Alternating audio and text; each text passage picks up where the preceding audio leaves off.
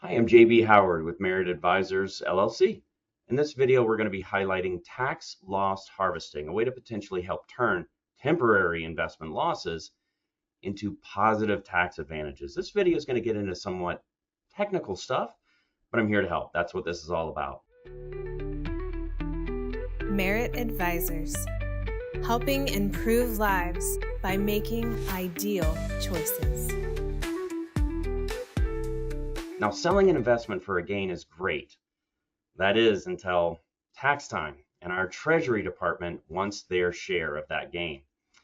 But you can help lower your capital gains tax you owe on selling assets for a loss during the same year.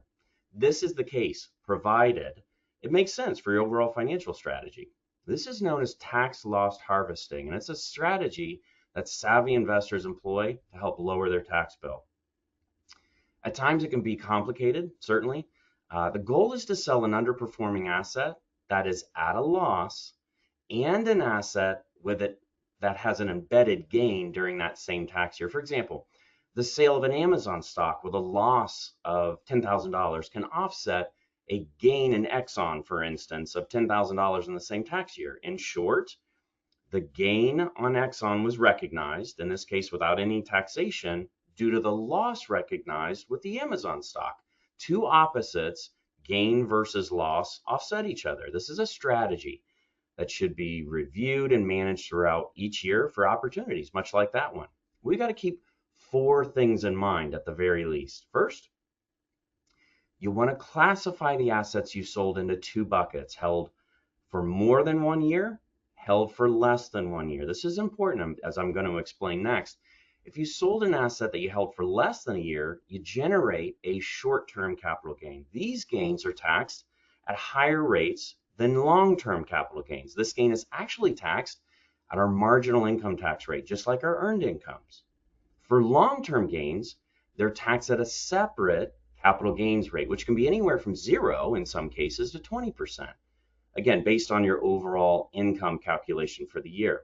Secondly, when selling assets for loss to offset your capital gains, you need to keep or categorize apples with apples, oranges with oranges. Short-term losses are used to offset short-term gains, while long-term losses offset long-term gains. Now, the caveat, just to complicate things a little bit, the caveat to that rule is that net losses of either type can be deducted from the other type of gain. All right, so short-term losses can be used against long-term gains once all the short-term gains have been offset by all the short-term losses. All right.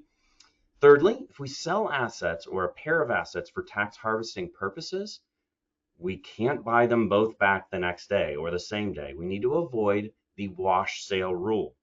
To avoid breaking this rule, we either purchase similar or comparable assets in the same asset class, or simply sit in cash, money market, or treasuries for a period of time in order to buy back those original assets after 30 days. Again, this avoids triggering a wash sale and negating the tax benefits of our tax harvesting. And finally, don't sell assets strictly to harvest a tax loss. It's not always the right move for your financial situation. We can work together to help identify the right time to liquidate underperforming investments if and when it makes sense. If you're like most folks, you want to become more tax efficient. We do this by paying the least amount of tax possible so you can continue to save more for your future. Techniques like tax loss harvesting can help make that possible, but you need to look at your overall financial strategy to see if it makes sense and, quite frankly, if you have opportunity. If you have a question about what we've discussed today, or you'd like to speak personally about your situation, please use the form below and send me a message.